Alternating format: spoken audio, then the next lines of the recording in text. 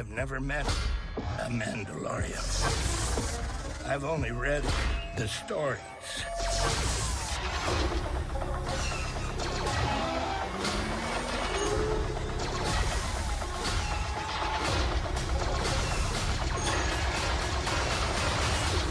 Your reputation was not unwarranted. The Mandalorian streaming soon on Disney+.